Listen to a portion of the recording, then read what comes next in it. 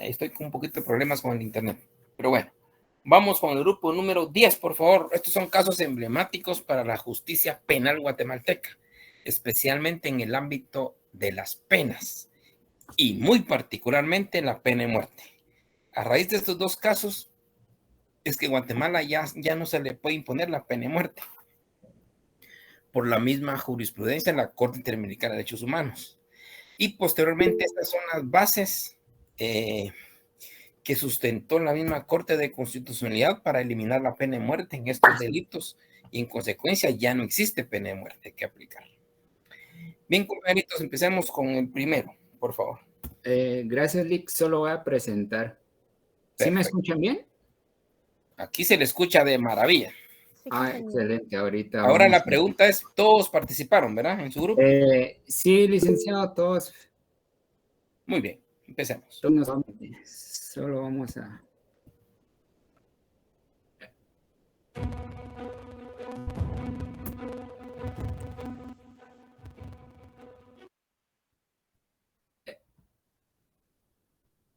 Solo me confirman si se mira bien la presentación, licenciado, disculpe. Yo sí lo veo muy bien. Entonces voy a comenzar. Muy buenas noches, compañeros y licenciado Ronnie López presente. Para nosotros es un honor y un placer el poder compartir, como bien usted decía, un caso muy particular, un caso que se dio, que llegó hasta la Corte Interamericana, que trascendió fronteras, que es el caso de Fermín Ramírez. Nosotros, que somos el grupo número 10, estamos integrados por Janet Peraza, Belvedere, Mario Ruiz de León, Neida Mijangos, Catherine Pérez, William López y su expositor David Ariza. Antes de comenzar sobre el caso, tenemos que hablar sobre qué es la Corte Interamericana, ya que muchas veces escuchamos de tales organismos, instituciones, pero no sabemos por qué, para qué están o por qué tienen injerencia a nivel nacional. La Corte Interamericana de los Derechos Humanos es una corte que es una institución meramente penal, que es una de las tres que defienden los derechos humanos de cualquier sujeto, la cual se le da a conocer casos contenciosos y también estudia los mecanismos por el cual se dio la sentencia. Este caso fue muy particular en Guatemala en el año de 1997. Se dio específicamente en el departamento de Escuintla, que lo tenemos aquí marcado, en el municipio de Iztapa, que ahora muchos lo conocemos como Puerto Iztapa. Este caso de Fermín tiene dos actores principales, el pasivo, que es una niña Yasmín Torres, de 12 años, y el activo, el mencionado y famoso Fermín Ramírez. Este caso fue un 10 de mayo de 1997, alrededor de las 10 de la noche. Comienza donde Fermín Ramírez está en una tienda, La Bendición, tomando una gaseosa, y mira que pasa una niña llamada Yasmín, de 12 años, y la para preguntarle si no le hace un favor a cambio de 20 quetzales. Recordemos que como era en el año 1997, 20 quetzales era como decir ahorita 200 quetzales, y era fácil ganárselos. Entonces la niña acepta y se va a hacer el favor a la dirección que el señor Fermín indica. Cuando la niña empieza a agarrar camino, el señor Fermín Ramírez espera un par de minutos y la alcanza a la altura de la finca Las Morenas, pero el señor Fermín Ramírez se la lleva contra su voluntad en su bicicleta y la lleva a la par de un quinel. Si podemos ver en la tercera imagen del lado derecho, del lado inferior, un quinel es donde pasa agua de tragante, agua sucia, agua de lluvia. Ahí le empieza a pegar de una manera muy fuerte y la estrangula.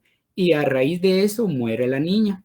Y ya estando muerta la niña, empieza a quitarle la ropa y empieza a violarla. Cuando termina de violarla, el señor Fermín, con tal de ocultar el cuerpo, la tira al quinel y sobre el cuerpo de la niña pone un tronco de árbol para disimular el delito. Todavía tiene el tiempo el señor Fermín Ramírez de entrar al quinel, sale del quinel ya limpio, pero se coloca otra vez su ropa, la cual estaba ensangrentada. Entonces los vecinos, al escuchar todo este movimiento, salen, y cuando lo querían linchar, llega la policía y es entregado a la policía. Pero las primeras acciones, como aquí lo podemos ver, se da el 10 de mayo, que todo esto fue el 10 de mayo alrededor de las 10 a 11 de la noche, pero 4 días después, el 15 de mayo, siempre en 1997, el juzgado segundo de primera instancia del ramo penal, narcoactividad y delitos contra el ambiente de Escuintla manda a prisión preventiva al señor Fermín Ramírez por los delitos de asesinato y violación calificada. Si podemos aquí ver, el 15 de mayo iba por 2 delitos, asesinato y violación calificada, pero un par de meses después, el MP, que sería el 1 de agosto, el MP pide apertura del juicio contra el señor Fermín Ramírez, pero ya solo por un delito, que es la violación calificada. ¿Pero qué es una violación calificada? Muchas veces nosotros pensamos de violación que solo es penetración en contra de la voluntad de la persona, y tal vez cuando escuchamos calificada es porque tal vez lo hace de cierta manera, pero si nos vamos al Código Penal que estaba vigente en ese año, estaba en su artículo 175, que indica que a raíz de esto, la persona pasiva resultare muerta, se le colocará una pena de 30 a 50 años de prisión, pero si la persona es de 10 años o de menos edad, una pena de muerte. Ya lo indico así detalladamente, ya que hasta el día de hoy este artículo ya está derogado en el Código Penal que tenemos vigente. Entonces, el 18 de diciembre admitieron esta acusación por parte del MP y empiezan las audiencias, pero la principal y donde realmente se vuelve aquí la gran disputa y pelea fue el 5 y el 6 de marzo, ya que empieza el debate oral y público, ya que en el día 5 de marzo en la mañana, el señor Fermín Ramírez, su defensa, dan sus testimonios, presenta su defensa, todos los elementos, pero luego el MP presenta el informe médico, en el cual indica que sí encontraron semen en las partes íntimas de la niña y sangre, pero además tenían los pulmones aumentados de tamaño, tenían muchas partes de la niña muy lastimadas, estaban quebradas. Entonces, el tribunal de dicha audiencia, analizando el informe médico, llama a ambas partes y les indica que puede variar la calificación del delito, pero solo esto les indica. Entonces, al otro día, cuando dan la sentencia firme, el presidente del tribunal, por unanimidad, indica que cambiaron la calificación del delito y que ahora es asesinato y la sentencia es una pena de muerte. Entonces, aquí la pregunta es, ¿será que el tribunal podía cambiar la calificación del delito? Entonces, nos vamos al artículo 388, en el cual indica del Código Procesal Penal que en la sentencia el tribunal podrá dar al hecho una calificación jurídica distinta de aquella de la acusación o del auto de apertura del juicio, o imponer penas mayores o menores que la pedida por el Ministerio Público. Entonces, a base de este artículo, sí ellos podían cambiar la calificación del delito de violación calificada a asesinato, no hay un problema, pero si nos retrocedemos a artículos, siempre el Código Procesal Penal también indica que si el presidente va a cambiar la calificación del delito, tiene que también indicarles que pueden suspender el juicio, pueden presentar nuevos testimonios, nueva defensa, lo cual no ocurrió. Entonces aquí al señor Fermín Ramírez le violaron varios derechos por el motivo que ya no se pudo defender de esta acusación. Incluso un constitucional que nos indica que toda persona es inocente mientras que se le demuestre lo contrario. Entonces nos pasamos a los que son los conceptos jurídicos, en el cual básicamente es donde la Corte Interamericana plasma derechos o principios que para ellos se violaron. Voy a mencionar 10 porque hay más principios y vamos a explicar 3 de los más importantes. El primero es el principio de congruencia entre la acusación y sentencia. La segunda es garantías judiciales, principio de correlación, peligrosidad del agente, acceso a un recurso efectivo, principio de legalidad, derecho de gracia, obligación de reparar, amparo y un acceso a un recurso efectivo. El primer principio es clave y principal, ya que nos indica que es un principio de congruencia entre la acusación y sentencia. Aquí para la Corte Interamericana indica que por los elementos que presentó el MP no era contundente para que dictara el tribunal una pena de muerte, por ende se le violó este principio. Luego, garantías judiciales, ahí nos lleva que se violó exactamente el artículo 8 de la Convención Americana de los Derechos Humanos en su inciso B y C, que indica que tiene que haber una comunicación previa y detallada de la acusación que se le está formulando al inculpado, en este caso al señor Fermín Ramírez, lo cual nunca hubo una comunicación ni previa ni después, solo cuando escucharon que iba a ser pena de muerte por asesinato. La quinta, que también es muy importante y que nos llamó mucho la atención al grupo, fue la de un acceso a un recurso efectivo. ¿Por qué? Porque este principio indica que más de alguna impugnación o recurso tiene que salir resuelto a favor de la persona. En este caso, la defensa de Fermín Ramírez interpuso más de 18 impugnaciones o amparos en diferentes organismos, instituciones, e incluso llegó uno al ministro de Gobernación de esa época y ninguno le fue resuelto a su favor. Entonces vamos a seguir con mi compañera Catherine Pérez. ¿Qué resolvió la Corte Interamericana de los Derechos Humanos y cuáles fueron las medidas de reparación que obligó al Estado de Guatemala a realizar? Buenas tardes, compañeros y estimado licenciado. Mi nombre es Catherine Pérez y es un placer para mí poder compartir este tercer y último apartado. Como mencionaba mi compañero David, este caso se refiere a la responsabilidad internacional del Estado por la imposición de la pena de muerte al señor Fermín Ramírez sin haberse respetado un debido proceso. Debemos mencionar también acá y recalcar que dentro del caso no solo fue el debido proceso que se irrespetó, sino también los derechos inherentes a la persona humana, como lo son la vida y el derecho a la defensa. Y esto se derivó desde el momento en que no se llevó un proceso de acuerdo a lo establecido en la ley de esa época. Pero ¿por qué se menciona que la vida fue un derecho que se irrespetó? Si al señor Fermín Ramírez, pues al final de cuentas no lo ejecutaron. Bueno, pues al derecho de la vida lo sustenta todo ser humano con el objeto de poder mantener y de desarrollar plenamente su existencia biológica y social conforme a su dignidad. Sobre la vida descansa cada uno de los derechos y de los valores que el ser humano es portador. Conforme a esto se puede entender que el derecho a la vida es aquel que todas las personas tenemos y que utilizamos para poder lograr un desarrollo como seres humanos dentro y fuera de una sociedad. Y por el simple hecho de nosotros tener vida, tenemos acceso inmediato a otros derechos que son inherentes desde el momento en que nos conciben o procede nuestro nacimiento. Al momento de ser violado, se atenta contra todos los demás derechos fundamentales y por tal razón, dentro de este caso, fue violado el derecho a la vida, ya que se atentó en contra de la dignidad, el derecho a la defensa y entre algunos otros. Contrario al derecho a la vida, podemos mencionar también que la pena de muerte es para el autor Ronnie López, no es un acto de legítima defensa frente a una amenaza inminente contra la vida. Consiste en dar muerte de forma promediada a una persona que podía ser sancionada con otros métodos menos gravosos y más eficaces.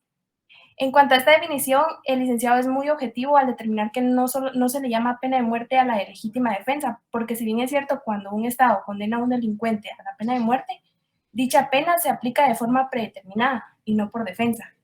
Cuando se habla de legítima defensa, nos referimos a que una persona ve amenazada su vida o la de otra persona y se defiende causándole la muerte a su atacante. Ahora, en cuanto a la pena de muerte, es una condena que no se resarce del daño, y si bien es cierto que existen otras penas que pueden aplicarse para resarcir estos daños y que son más adecuadas y eficientes, como la privación de la libertad, pues en Guatemala no surge mucho efecto porque en el país el delincuente no se regenera y se readapta a la sociedad. Pero en otros países esta clase de condenas tiene muy buenos resultados. Es importante mencionar que Guatemala, por ser parte del Pacto de San José, no puede aplicar la pena de muerte hasta el día de hoy. La Corte Interamericana de los Derechos Humanos condenó al Estado de Guatemala por no cumplir con los deberes que adquirieron al momento de ratificar la Convención Americana sobre los Derechos Humanos. Por ser obligación de todos los estados partes en proteger a los ciudadanos para el libre ejercicio y el goce de sus derechos y así evitar las violaciones a los mismos. Como se logró comprobar en el presente caso, dicha corte, apegada en la ley, condenó al Estado de Guatemala por las violaciones cometidas. Dentro de las resoluciones que podemos resaltar, hubieron varias, pero les vamos a mencionar las 5 más importantes. Y es importante también que comentemos que una resolución en un caso implica llegar a una decisión o un veredicto en un proceso judicial. Esta puede implicar determinar si alguien es culpable o inocente en un juicio penal, o si tiene parte de derecho a compensación en un juicio civil. La Corte resolvió y concluyó en primero que el Estado de Guatemala sí violó el artículo 8.2 de la Convención Americana, como ya lo comentaba mi compañera David, que habla sobre las garantías judiciales. En base a esto se está totalmente de acuerdo que el Estado de Guatemala lo violó, ya que los mismos, en este caso es evidente que en ningún momento se le dio la oportunidad de saber de forma detallada al señor Fermín Ramírez de la acusación que se le hacía, ni el tiempo ni los medios para que él pudiera realizar una defensa adecuada, y por tal motivo se le violó el derecho a la defensa, al momento que se le condenó por un delito por el cual no se ligó a un proceso. En segundo, se declaró que el Estado de Guatemala no violó el artículo 25 de igual manera de la Convención Americana. Habla sobre la protección judicial. Se declaró que no se violó el artículo 25 de la Convención Americana. Si bien es cierto existieron los recursos y fueron resueltos, pues era obligación de estos tribunales el análisis de dicha sentencia y poder resolver en base a que dicha sentencia no se ajustaba a derecho por ser los magistrados conocedores del derecho y de las garantías del debido proceso. Era su obligación resolver y de administrar justicia, y no lo hicieron a resolver sin lugar la mayoría de recursos. En tercero, se declaró que el Estado de Guatemala violó el artículo 9 con relación al artículo 2 de la Convención Americana sobre los Derechos Humanos, y es que habla del principio de legalidad y de retroactividad. Nadie puede ser condenado por acciones o omisiones que al momento de cometerse no fueron delictivos según el derecho aplicable. De cierto modo, se está de acuerdo con la decisión de la Corte Interamericana, en el sentido que no es claro lo que se establece en cuanto a la peligrosidad de la gente. Este término es muy ambiguo dentro de la ley y no se regula de forma clara cómo se va a determinar. Cuarto, es que tenemos que la Corte Interamericana declaró que el Estado de Guatemala violó el artículo 9 de igual manera con relación al artículo 2. Efectivamente se hizo violación a este derecho por no haberle quitado la vida, pero sí por no permitirle el derecho de solicitar indulto, amnistía o una conmutación de la pena. El quinto es que la Corte Interamericana de los Derechos Humanos declaró que el Estado de Guatemala violó el artículo 5 en sus numerales 1 y 2, siempre de la Convención Americana. Habla del derecho a la integridad personal. Requerir al Estado de Guatemala que adopte todas las medidas que sean necesarias para dar efectivo y pronto acercamiento a los puntos pendientes de cumplimientos de las sentencias dictadas en los casos Fermín Ramírez. Esto nos lleva a las medidas de reparación. La Corte Interamericana de Derechos Humanos, en reparación del caso, obligó al Estado a realizar medidas legislativas y administrativas necesarias para establecer el debido proceso. La primera es que el Estado de Guatemala debe de realizar un nuevo enjuiciamiento en contra del señor Fermín Ramírez, en el cual se le debía de acusar desde el inicio por el delito de asesinato, y en el desarrollo de dicho proceso pues se debía de cumplir con todas las garantías y los principios procesales, cumpliendo así un debido proceso, sin la violación al derecho a la defensa, y debía de ser juzgado en base a la ley, pero sin tomar en cuenta lo de peligrosidad de la gente. En segundo, el Estado de Guatemala debe cumplir con proveerle al señor Fermín Ramírez un tratamiento sin costo, por medio del Centro de Salud del Estado, por lo afectado psicológica y físicamente por el proceso. Con lo cual el Estado de Guatemala en su tiempo sí lo cumplió. El Estado de Guatemala le brindó asistencia médica, psicológica y odontológica, y le proporcionó los medicamentos adecuados por medio de la clínica del centro penal. En tercero, es que Guatemala debe de buscar la manera que los centros en los que residen los privados de libertad sean adecuados para que el mismo cumpla su condena. Este apartado no fue precisamente solamente para el caso en sí, sino en general para que Guatemala adoptara estas medidas de reparación. Cuarto, pero no menos importante, es que el Estado de Guatemala debe de cumplir con el pago de gastos al Instituto de Estudios Comparados en Ciencias Penales. En cuanto a la condena del pago de reintegro de gastos, efectivamente, pues el señor Fermín Ramírez fue defendido por la Defensa Pública, el cual es un instituto del Estado de Guatemala, y pues por tal motivo no se le podía condenar al Estado de Guatemala a que reintegrara el pago de gastos, porque se estaría pagando a sí mismo, pero del procedimiento que se llevó ante la Comisión Interamericana de los Derechos Humanos y la Corte, sí lo llevó por medio del Instituto de Estudios Comparados en Ciencias Penales y por tal motivo, en este caso sí se debía hacer el reintegro de los gastos, con lo cual en su tiempo también el Estado de Guatemala lo cumplió. La Corte Interamericana destacó el deber que tienen los estados de proteger a todas las personas, evitando los delitos, sancionar a los responsables de estos y de poder mantener el orden público, particularmente cuando se trata de hechos como los que dieron origen al proceso penal seguido contra el señor Fermín Ramírez, que no solo comportan una lesión a los individuos, sino al conjunto de la sociedad y merecen el más enérgico rechazo, más cuando perjudican a niños y a niñas. Sin embargo, la lucha de los estados contra el crimen pues, debe desarrollarse dentro de los límites y conforme a los procedimientos que permitan preservar tanto la seguridad pública como el pleno respeto a los derechos humanos de quienes se hallen sometidos a su jurisdicción.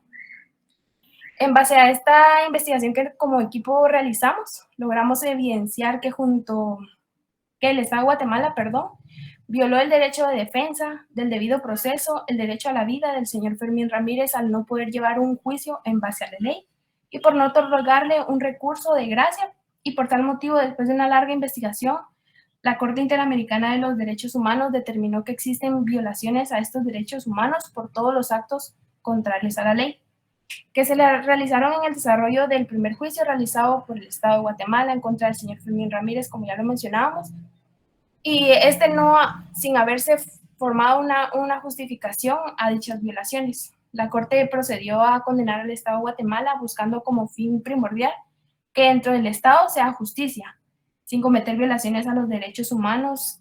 Se puede determinar que el Estado de Guatemala no se puede determinar que el Estado de Guatemala ya no cometa estas violaciones por ser un país en el que se pasa por la mala elección de sus autoridades y el abuso del poder. En la actualidad, Guatemala es uno de los países de Latinoamérica que ha sido condenado por la Corte Interamericana de los Derechos Humanos por violar los derechos. Agradezco mucho su atención. Si alguno tiene alguna duda, con gusto estamos para hacerlas. Excelente presentación. De verdad, me encantó, especialmente tomando en consideración que este caso, igual como el siguiente, tienen grandes repercusiones o tuvieron grandes repercusiones en la justicia penal guatemalteca, especialmente en la pena, como ya lo indiqué anteriormente. Felicitaciones, compañeritos. Vamos con el siguiente grupo, por favor.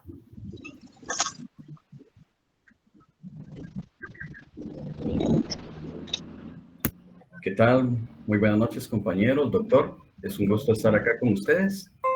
A continuación voy a hacer la presentación de nuestro grupo. Solo me confirman si se escucha todo bien. Perfecto. Sí, compañero. Muchas gracias. Buenas noches, somos el grupo número 11. Tenemos a bien disertar el caso Rascacó Reyes versus Guatemala. Presentamos a los integrantes del grupo. Caso Rascacó Reyes versus Guatemala. Para un mejor análisis del entendimiento de este caso y para que llevemos un orden en lo que es la disertación del tema, nosotros hemos visto la necesidad de hacer un preámbulo A, ¿verdad? Donde vamos a analizar las secciones. En este caso, la sección A va a estar compuesta por los datos generales del caso. Nuestra sección B, en este sentido, va a estar por el desarrollo del caso, en el cual vamos a ver los hechos, los procedimientos ante la comisión, el procedimiento ante la Corte Interamericana, la competencia y admisibilidad, y finalmente un análisis del caso a fondo, ¿verdad? Asimismo, en la sección B, en la sección C que vamos a tener bien a desarrollar, vamos a tener las actuaciones posteriores a las sentencias, así como el cumplimiento de los conceptos jurídicos que se solicitaron en este caso, derivado de la sentencia que se está analizando el día de hoy. Iniciamos con la sección A del caso, los datos del caso. En este sentido, la víctima fue el señor Ronald Ernesto Rascacó Reyes. Los representantes es el Centro por la Justicia y el Desarrollo Internacional, el Instituto de la Defensa Pública Penal. El estado demandado es Guatemala. Asimismo, la petición del caso ante la CIDH fue la 12.404. El número de caso es el serie C número 133. ¿Qué derechos a considerar según la Convención Americana sobre los Derechos Humanos? En este sentido, tenemos el artículo 1, el artículo 2, el artículo 4, el artículo 5, el artículo 8 y el artículo 25, los cuales se van a estar desarrollando posteriormente. Asimismo, también tenemos otros instrumentos internacionales que se utilizaron acá. En este sentido, la Organización de Estados Americanos también consideró en este sentido como un instrumento extra, ¿verdad? Las condiciones mínimas que deben de tener los que están en un reclusorio, ¿verdad? Que es otro instrumento que se utilizó para este caso. Tenemos como punto 8 la sumía del caso. Básicamente, al referirnos al término sumía, acá estamos haciendo énfasis a un resumen de lo que es el caso. El caso se refiere a la responsabilidad internacional del Estado por la imposición de la pena de muerte al señor Ronald Ernesto Rashkakov sin un debido proceso, así como por las condiciones de detención en las que se encontró. La sección B es el desarrollo del caso. Primero, sabemos que los hechos iniciaron el 5 de agosto de 1997, cuando el niño Pedro León Wu fue secuestrado por 3 hombres armados.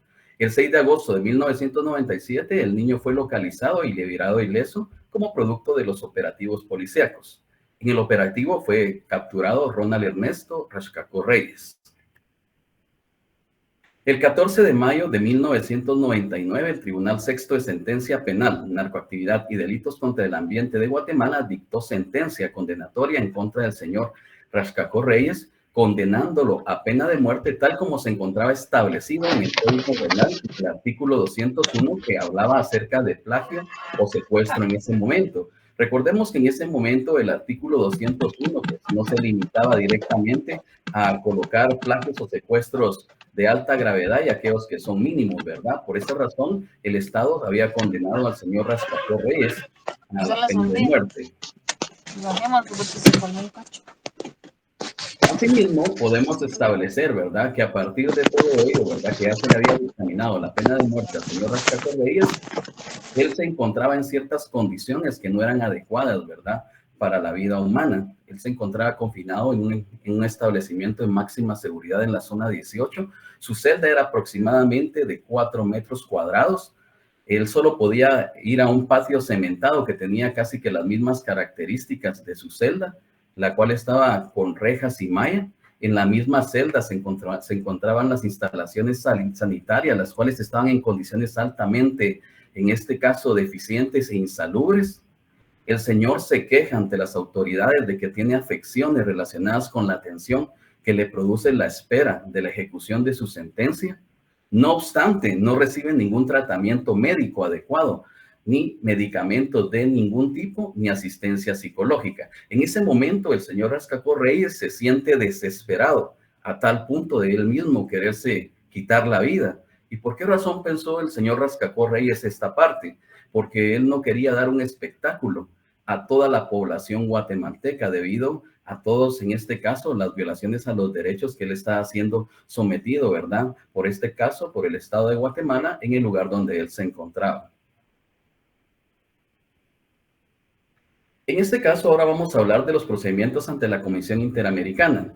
Primero, la fecha de la presentación de la petición fue el 28 de enero de 2002. En la petición es la denuncia de la violación cometida a los derechos humanos de Rashkakov. La fecha de informe de admisibilidad fue el 9 de octubre de 2002. En este caso, el informe de admisibilidad es el segundo paso de la Corte al aceptar la denuncia. La fecha de informe de fondo es el 8 de octubre del año 2003, que básicamente es la conclusión del hecho del caso. La fecha de remisión del caso fue el 18 de septiembre de 2004. El petitorio de la Corte Interamericana de Derechos Humanos, en este caso la comisión solicitó al tribunal que declarara la responsabilidad internacional del Estado de Guatemala por la presunta violación de los derechos del señor Reyes. A petitorio de los representantes de las víctimas, los representantes coincidieron con las violaciones alegadas por la CIDH. Se emitieron medidas provisionales el 30 de agosto de 2004 y el 9 de mayo de 2008. La competencia y admisibilidad del caso. En este sentido, Guatemala ratificó la Convención Americana el 25 de mayo de 1978 y reconoció la competencia contenciosa de la Corte el 9 de marzo de 1987, con lo cual ellos aceptaron regirse a la normativa establecida por la CIDH. Vamos a empezar con lo que es el análisis a fondo del caso. En este sentido, al principio vimos que habían diversos artículos, ¿verdad?, que se tendrían que considerar en este caso. Tenemos el artículo 1, que es la obligación de respetar derechos, y el artículo 2, que es el deber de adoptar disposiciones de derecho interno. Al interpretar el artículo 4.2 de la Convención Americana en los países que no han abolido la pena de muerte, esta solo podrá imponerse por los delitos más graves en cumplimiento de sentencia ejecutaria por un tribunal competente y de conformidad con una ley que establezca tal pena, dictada con anterioridad a la comisión del delito. Tampoco se extenderá su aplicación a los delitos a los cuales no se aplique actualmente. Continuando con el análisis del artículo 1 y el artículo 2, tomando en consideración el artículo 201 del Decreto Legislativo 8196, que se aplicó en la condena del señor Rascacó, en este se tipifica una sola conducta, sustracción o aprehensión de una persona acompañada de cierto propósito. La acción de muerte no se halla abarcada por este tipo penal en este sentido, ya que protegía la libertad individual, no la vida, y prevé la imposición de la pena de muerte al secuestrador. La Corte, en este sentido, señala que la Convención Americana reduce el ámbito de aplicación de la pena de muerte a los delitos comunes más graves. Es decir, tiene el propósito de considerar dicha pena aplicable solo en condiciones verdaderamente excepcionales, es decir, cuando en este caso se pudiera perder el bien jurídico tutelado, ¿verdad?, de las personas. En el caso que estamos hoy teniendo objeto de estudio, el artículo 201 del Código Penal aplicado al señor Rascacó Reyes sanciona con pena de muerte tanto el plagio simple como cualquier otra forma de plagio o secuestro, desatendiendo así lo que se encuentra en el artículo 4.2 de la Convención Americana respecto de la aplicación de la pena de muerte solamente a los delitos más graves. O sea que por un delito menor, pues ya tiraba pena de muerte y no tomaba en consideración esos delitos más graves. Por lo anterior, la Corte concluye en este sentido que el artículo 201 del Código Penal guatemalteco, en que se fundamentó la condena al señor Rascacó, viola la prohibición de privación arbitraria de la vida establecida en el artículo 4.1 y 4.2 de la Convención. No se puede aplicar en este sentido, compañeros, pena de muerte mientras la solicitud esté pendiente de decisión ante una autoridad competente. Es por ello, ¿verdad?, que la Corte consideró que el Estado de Guatemala incumplió con la obligación derivada del artículo 4.6 de la Convención en relación con los artículos 1.1 y .2 de la misma. En el presente caso, la Corte no encuentra motivo alguno para apartarse de su jurisprudencia. El artículo 2 de la Convención Americana obliga a los estados partes, del cual forma, valga la redundancia, parte Guatemala, a adoptar con arreglo a sus procedimientos constitucionales y a las disposiciones de convención las medidas legislativas o de otro carácter que fueran necesarias para hacer efectivos los derechos y las libertades protegidas por aquellos. Por lo expuesto anteriormente, la Corte considera que el Estado realmente violó los derechos consagrados en el artículo 4.1, 4.2 y 4.6 de la Convención Americana en relación con los artículos 1.1 y 2 de la misma, en perjuicio del señor Ronald Ernesto Rascacó Reyes. Continuamos en el análisis a fondo con el artículo 5, que es el derecho a la integridad personal en relación con la obligación de respetar los derechos. En este sentido, la Corte ha especificado que toda persona privada de la libertad tiene derecho a vivir en condiciones íntegras de detención y con una dignidad humana. En el presente caso que estamos analizando, el Estado no cumple con estos parámetros. Durante la detención del señor Rascacó Reyes en el sector de la zona 18, ¿verdad? ¿Por qué razón? Porque no se encontraba en las condiciones necesarias. Por tal motivo, la Corte estima que las condiciones de detención en las que ha sido sometido el señor Ronald Ernesto Rascacó Reyes han sido violatorias de su derecho a la integridad física, psíquica y moral, contenida en el artículo 5.1 de la Convención y han constituido un trato cruel, inhumano y degradante contrario al artículo 5.2 de la misma. Continuamos con el análisis. En este sentido, veremos el artículo 8, el derecho a las garantías judiciales. El tribunal considera que los hechos que se alegaron en el presente caso respecto del artículo 8 de la Convención Americana de Garantías Judiciales han sido examinados a analizar la pena de muerte, que ha sido obligatoria para el señor Rascacó, por lo que no hay necesidad de pronunciarse debidamente sobre ellos. Eso fue lo que nos indica en este caso el análisis que se hizo del artículo 8. Continuamos con la presentación. El artículo 25, el derecho a la protección judicial. En este sentido, las instancias superiores admitieron a trámite y resolvieron con regularidad los recursos que en este caso interpuso la defensa, es decir, los abogados del señor Rascacó Reyes. Luego del análisis de los fundamentos de hecho y de derecho contenidos en las resoluciones de los recursos intentados en el proceso que el tribunal dictaminó, este no considera demostrado, o él considera que no se demostró que el Estado violó el derecho del señor Rascacó Reyes a un recurso efectivo para impugnar la sentencia dictada en su contra en los términos del artículo 25 de la Convención Americana. Es así como en este momento yo finalizo mi participación. Voy a desconectar un poquito mi presentación y mi cámara para que el próximo compañero continúe con su disertación.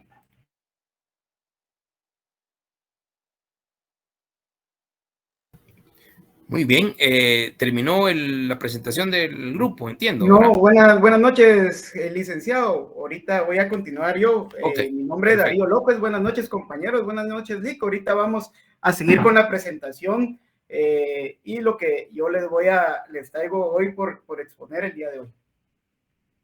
Permítame, solo pregunto.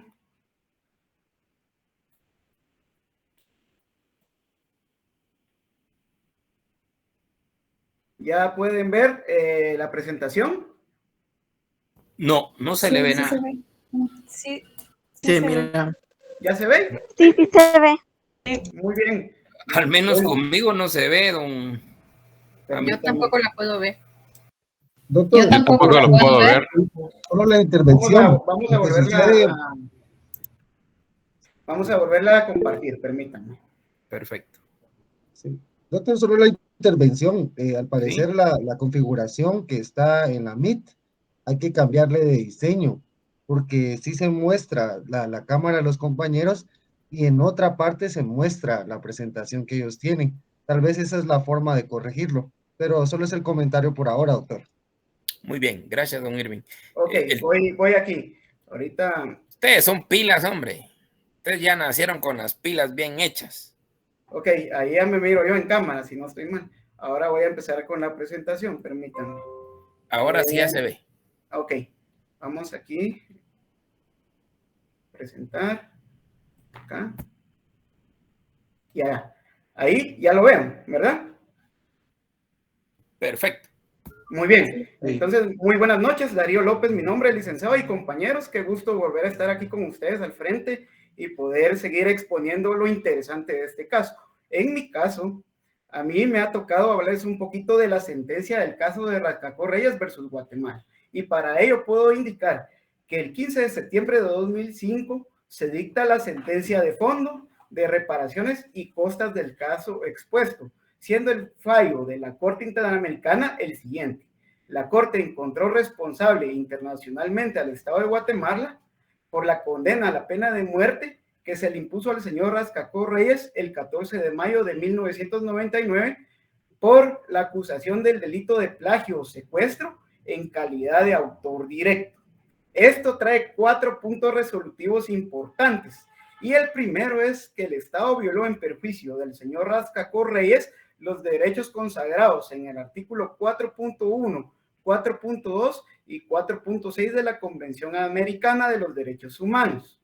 El segundo es que el Estado violó en perjuicio del señor Rascacó Reyes el derecho a la integridad personal consagrado en el artículo 5.1 y 5.2 de la Convención Americana sobre los Derechos Humanos, El tercero es que no está demostrado que el Estado haya violado en perjuicio del señor Rascacó Reyes el derecho a la protección judicial consagrado en el artículo 25 de la Convención Americana sobre los Derechos Humanos. Y el cuarto, esta sentencia constituye per se una forma de reparación en los términos del párrafo 131 de la misma. Acá quisiera yo hacer un poquito un análisis más profundo de lo que se les acaba de exponer en este caso. Entonces, la Corte determinó que Guatemala amplió la aplicación de la pena de muerte a todos los casos de plagio y secuestro de forma contraria a lo dispuesto en el artículo 4, que tiene que ver con el derecho a la vida, ¿verdad? Debido a que el momento en que se ratificó el tratado en Guatemala, se sancionaba con pena de muerte el delito de plagio o secuestro solo con un motivo específico, que era cuando fallecía la víctima.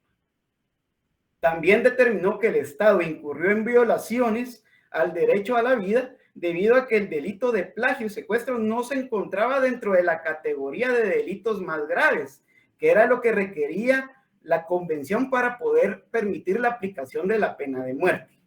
La tipificación de dicho delito en el Código Penal ordenaba la aplicación de la pena de muerte de forma automática, de manera que el juzgador no valoraba las circunstancias particulares del delito y del acusado, tales como lo eran los antecedentes penales de este y de la víctima, el móvil, la extensión e intensidad del daño causado y las posibles circunstancias atenuantes o agravantes que pudieran verse dado, entre otras consideraciones, ¿verdad? Además, la Corte observó que no existía en la legislación guatemalteca alguna regulación que hiciera efectivo el derecho a solicitar indulto, amnistía o conmutación de la pena de muerte. Y el Estado también incurrió en una violación a la integridad física, psíquica y moral de Rascacó, debido a que las condiciones carcelarias a las que él fue sometido desde el 14 de mayo no eran las que exigen los estándares internacionales, ¿verdad? Luego, yo les puedo hablar también un poquito de las reparaciones del caso, y entre estas fueron 8 las más importantes que encontramos en el equipo de trabajo de investigación. La primera era abstenerse de ejecutar la pena de muerte y ejecutar a los condenados por el delito de plagio y secuestro. La segunda era dejar sin efecto la pena de muerte impuesta al señor Rascacó Reyes en la sentencia del Tribunal Sexto de Sentencia Penal, Narcoactividad y Delitos contra el Ambiente, ¿verdad? La tercera era adoptar medidas para mejorar las condiciones de las cárceles que se adecuaran al estándar internacional. La cuarta era brindar un tratamiento médico y psicológico digno y justo al imputado Rascacó Reyes.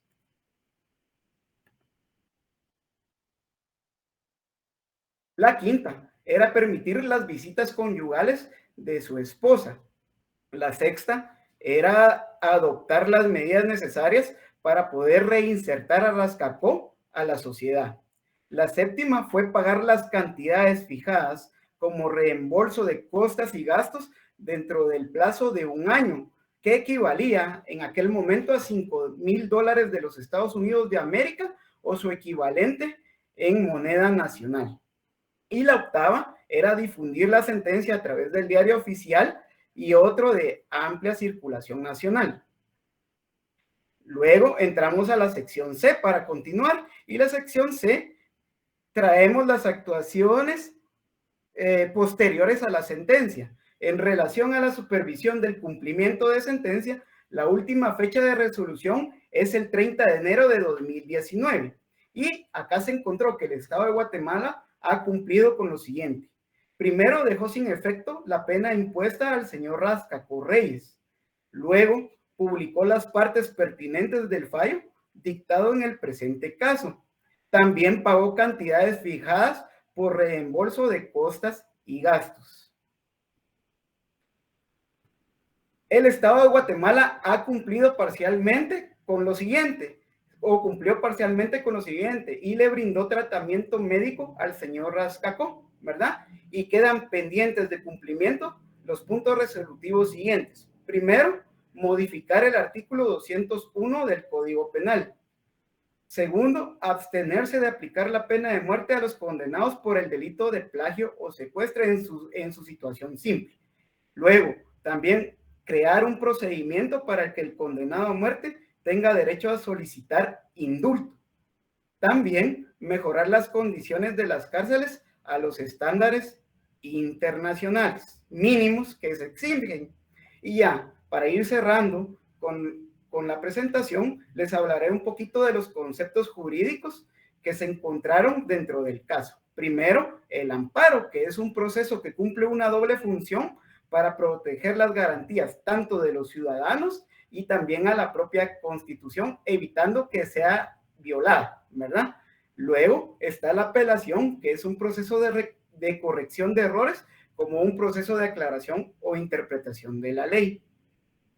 Luego está el bien jurídico tutelado, que son todos aquellos derechos que se estiman como valiosos dentro de la vida social y por ello son protegidos para que nadie se atreva a dañarlos. Luego viene el delito, que todos sabemos que es una acción típica, antijurídica, imputable, culpable y sometida a una sanción penal y a veces a condiciones objetivas de punibilidad, ¿verdad? Luego está la casación, que es un recurso extraordinario que tiene por objeto anular una sentencia judicial que contiene una incorrecta interpretación o aplicación de la ley. Luego está el perjuicio. Puede referirse a un detrimento patrimonial sufrido por una persona natural o jurídica en consecuencia de las acciones u omisiones de un tercero y que normalmente debe ser indemnizado por quien lo ocasiona. También está la petición de indulto, que es una causa de extinción de la responsabilidad penal que supone el perdón de la pena. También el recurso de gracia es el último recurso que el condenado a muerte puede agotar para evitar su ejecución. Luego está la sanción, que es un castigo o una reprimenda que algún tipo de autoridad o poder ejerce sobre un tercero, como consecuencia por incumplir una norma, violar una ley o alguna otra conducta considerada contraria al orden común. Y por último, encontramos el concepto de sentencia, que es un acto de declaración en la que se puede extinguir, también modificar o reconocer una situación jurídica emanada de una autoridad pública, parte integrante de un poder del Estado que le ha conferido esa potestad y que debe ejercerla de acuerdo a su propia competencia. Eso es todo lo que podemos decirles del caso y les agradecemos por su atención en esta noche, licenciado y compañeros. Muchas gracias por su atención. Excelente. Excelente, no me queda más que felicitarles. Se pasaron un poquito de tiempo, pues, pero a veces vale la pena, ¿verdad? Es solo una correccioncita. Sobre este tema vamos a abarcar un poquito más en su momento, cuando estemos en clase, pero vale la pena recordar que hoy dicen ustedes puntos que están pendientes de cumplimiento. Ya se cumplió casi todo, a excepción de la modificación del tipo penal, del tipo penal de secuestro, y lo relativo a las cárceles, porque en cuanto a la imposición de la pena de muerte, pues efectivamente ya dejó sin efecto. En cuanto al tema del indulto, pues ya no hay necesidad, porque la misma Corte de Constitucionalidad, con base en estas dos sentencias, pues determinó que ya pena de muerte ya no puede existir en esos tipos penales. Perfecto. Vamos con el siguiente, por favor, por hora de tiempo. Felicitaciones, compañeros.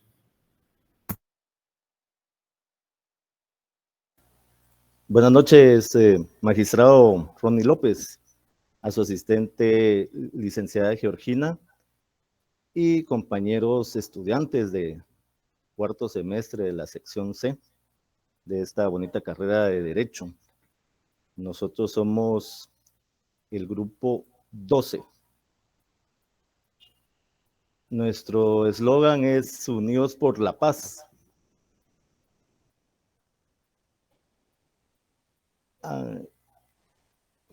Los integrantes del grupo son la compañera Ingrid Aguilón, Isabel Ruiz Beverly Canagüí, Melissa Cente, Nilsa Lima y mi compañera que me acompaña en la exposición, Melanie Valdés, así como mi persona, Carlos Magarín.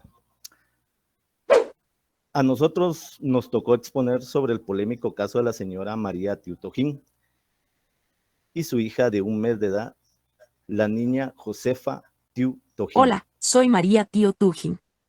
Los hechos del presente caso se iniciaron el 29 de agosto de 1990 cuando efectivos del ejército guatemalteco, acompañados por miembros de las patrullas de autodefensa civil, llegaron a Santa Clara, municipio de Chajul. En dicho lugar capturaron a 86 de sus residentes. Esta comunidad estaba formada por grupos de familias desplazadas que se habían refugiado en las montañas, como resistencia a las estrategias del ejército guatemalteco utilizadas en contra de la población desplazada durante el conflicto armado interno. Transcurría el 26 de noviembre del 2008. Era un día cálido. En la 10ª avenida, entre las calles 45 y 47 de Los Yoses, en el distrito de San Pedro, de la ciudad de San José, donde se ubica la Corte Interamericana de Derechos Humanos, se lee una sentencia contra el Estado de Guatemala. Por el caso Tiutojín, la Corte, integrada por los siguientes jueces: la presidenta Cecilia Medina Quiroga, vicepresidente Hola. Diego García Sayán, el juez Sergio García Ramírez.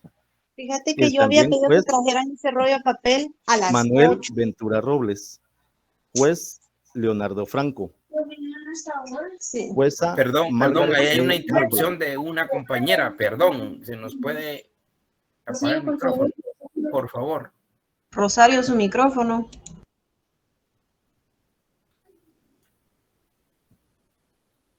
Continúo.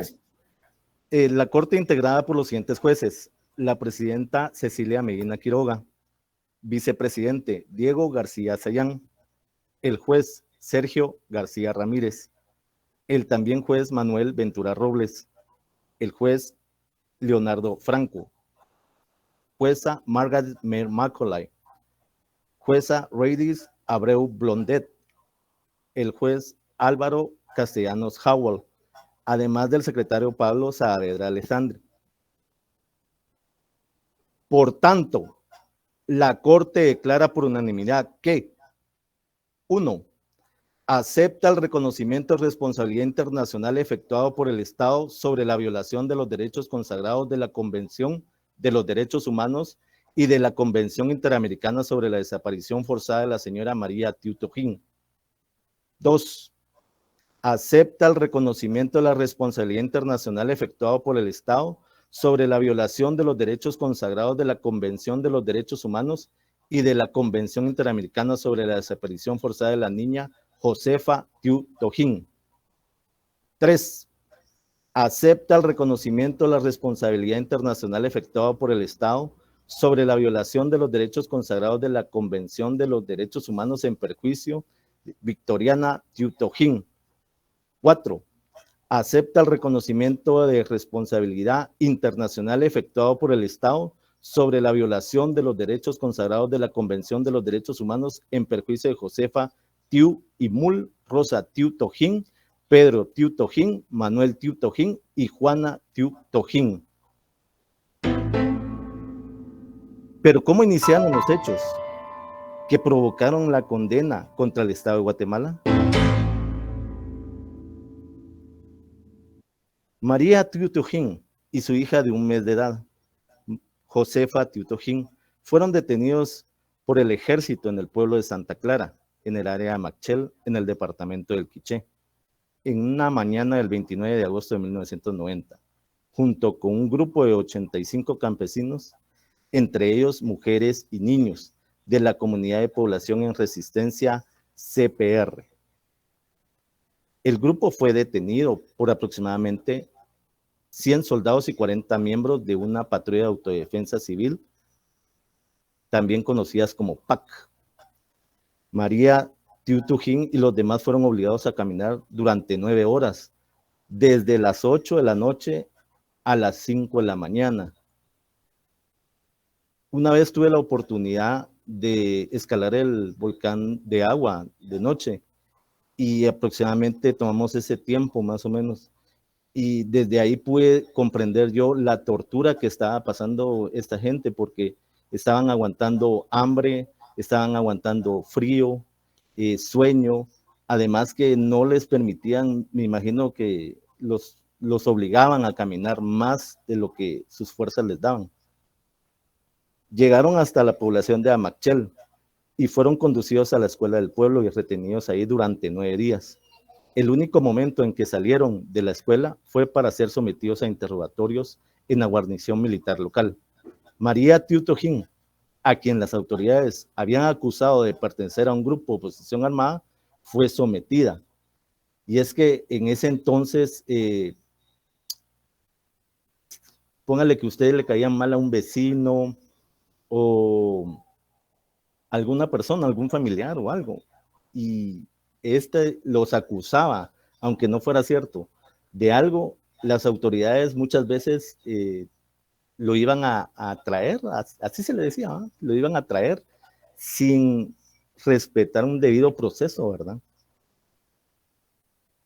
Fueron cosas que a mí me impactaron, debido a que estas personas tal vez fueron acusados falsamente y solamente huían de la violencia que había en esos lugares. Dice, a prolongados interrogatorios durante el tiempo que estuvo detenido en la escuela la señora María Tujín. Con frecuencia no volvía ahí hasta el anochecer, y en la mañana del 8 o 9 de septiembre el grupo fue llevado a La Pista, un pueblo cercano a Amachel, de donde fueron trasladados en vehículos del ejército a la guarnición militar en Nevaj Central.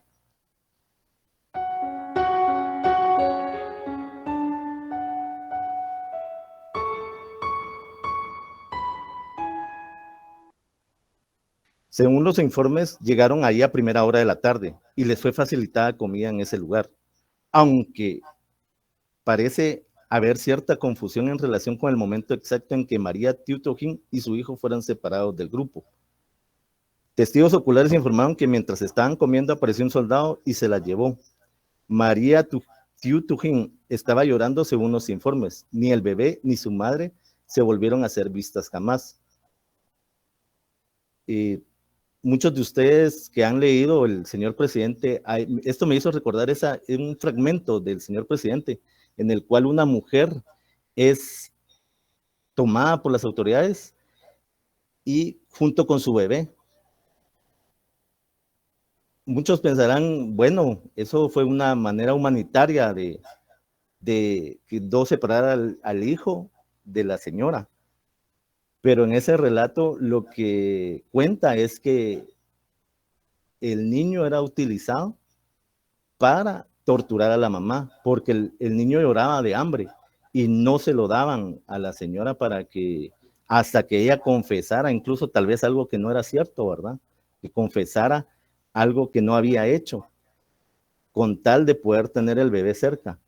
Cuenta también en ese libro del Señor Presidente de que le echaban cal en el pezón para cuando el niño llegara a succionar la leche, rechazar al pezón por la cal que tenía. Eso me trajo ese pensamiento, ¿verdad? Cuando me enteré de lo impactante que era ese testimonio. Finalmente el grupo fue llevado a La Pista y ahí fue donde los trasladaron. Y ya no se supieron más de ellas dos, solamente que ella estaba llorando, ¿verdad?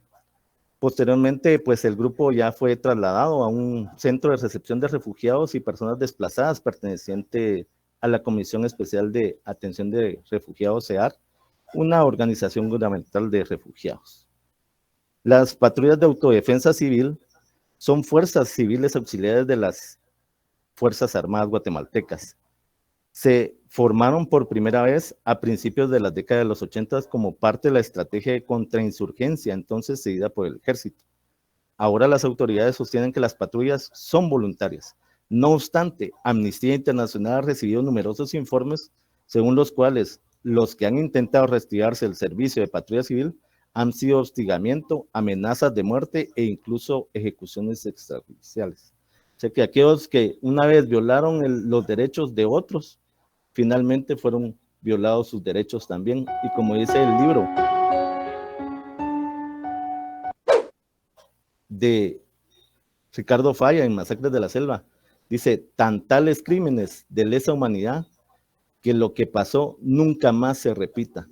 A continuación dejo a mi compañera Melanie Valdés, que continuará exponiendo el tema. Muchísimas gracias, compañero Carlos. Mi nombre es Melanie Valdés. Yo voy a continuar con la presentación. El fundamento legal, caso Tío Tujín, derechos violados, tratados interamericanos que fueron violados también, y procedimiento ante la Comisión Interamericana de Derechos Humanos. Continuemos, Carlos, por favor. Como derechos violados tenemos el artículo número 1, que es la obligación de respetar los derechos humanos. Toda persona tiene derecho a que se respete su vida. Este derecho estará protegido por la ley y en general a partir del momento de la concepción. Nadie puede ser privado de la vida arbitrariamente. Artículo 19, derecho del niño. Derechos del niño. Todo niño tiene derecho a las medidas de protección que su condición de menor requieren por parte de su familia, de la sociedad y del Estado. Artículo 25, protección judicial. Toda persona tiene el derecho de buscar y recibir asilo en territorio extranjero en caso de persecución por delitos políticos o comunes conexos con los políticos, y de acuerdo con la legislación de cada Estado y los convenios internacionales. Artículo número 5, derecho a la integridad personal.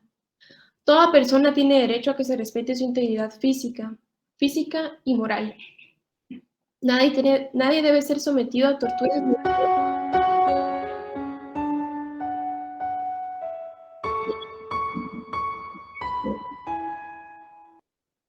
o tratos crueles, inhumanos o degradantes. Toda persona privada de libertad será tratada con el respeto debido a la dignidad inherente al ser humano.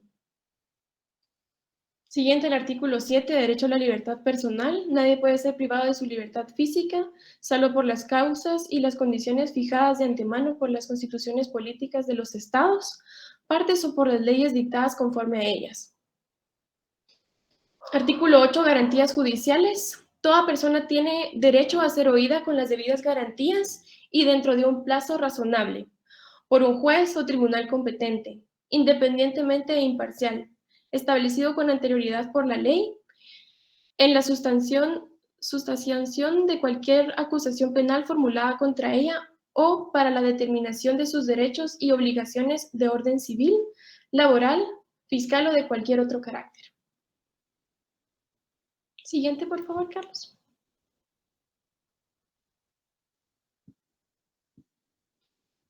Gracias. Otro tratado interamericano que fue violado fue la Convención Interamericana sobre Desaparición Forzada de Personas. Los estados partes en esta convención se comprometen a: el artículo 1 dice no practicar, no permitir ni tolerar la desaparición forzada de personas, ni aún en estado de emergencia, excepción o suspensión de garantías individuales. Sancionar en el ámbito de su jurisdicción a los autores, cómplices y encubridores del delito de desaparición forzada de personas, así como la tentativa de comisión del mismo. Cooperar entre sí para contribuir a prevenir, sancionar y erradicar la desaparición forzada de personas y tomar las medidas de carácter legislativo, administrativo, judicial o de cualquier otra índole necesarias para cumplir con los compromisos asumidos en la presente convención. Siguiente, por favor. Este es el procedimiento ante la Corte Interamericana de Derechos Humanos. Empezamos con la remisión del caso a la Corte Interamericana de Derechos Humanos, que fue el 28 de julio de 2007. El petitorio de la Comisión Interamericana de Derechos Humanos presentó la demanda, en este caso con el objeto de que la Corte decidiera si el Estado violó los derechos consagrados en los artículos 4, 5, 7, 8 y 25 que leímos anteriormente. En relación con la obligación general de respeto y garantías de los derechos humanos establecida en el artículo 1.1 del mismo instrumento y el artículo 1 de la Convención Interamericana de Desaparición Forzada de Personas, en perjurio de María y Josefa Tío Tujín. El artículo 19 de la Convención Americana en relación con la obligación general contenida en el artículo 1.1 del mismo tratado. Peritorio de los representantes de las víctimas. Los representantes de las víctimas coincidieron totalmente con las violaciones alegadas por las víctimas. Y la fecha de audiencia fue el 30 de abril del 2008. Siguiente, por favor.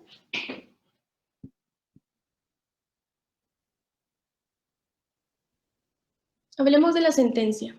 El 28 de julio de 2007, de conformidad con lo dispuesto en los artículos 51 y 61 de la Convención Americana, la Comisión Interamericana de Derechos Humanos sometió a la Corte una demanda en contra de la República de Guatemala en relación a la supuesta desaparición forzada de María Tiu Tujín y su hija Josefa, ocurrida en el municipio de Chajul, departamento de Quiché, a partir del 29 de agosto de 1990, en manos efectivos del ejército guatemalteco junto con miembros de las patrullas de autodefensa civil. En su demanda, la comisión sostuvo que, a la fecha, el Estado no ha dado cumplimiento a su deber de investigar con la diligencia debida de estos hechos, los cuales permanecen en absoluta impunidad y bajo el conocimiento de tribunales militares.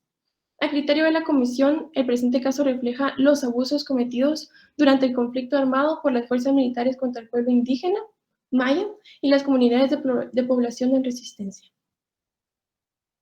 Siguiente, por favor. Las medidas de reparación. El Estado también señaló que había adoptado las recomendaciones de la Comisión para reparar las violaciones a todos los derechos humanos, a saber, un acto de disculpa presidido por el presidente de la República, el pago de una indemnización económica a los familiares de las presuntas víctimas y la construcción de un monumento a su memoria. Por lo tanto, solicitó a la Corte que, al resolver el presente caso, tome en consideración las medidas de reparación implementadas por el Estado y su cumplimiento acorde a los requerimientos de los peticionarios. El 5 de junio de 2008, los representantes y el Estado remitieron sus respectivos alegatos finales escritos. El 6 de junio de 2008, la Comisión nos remitió. Muchas gracias.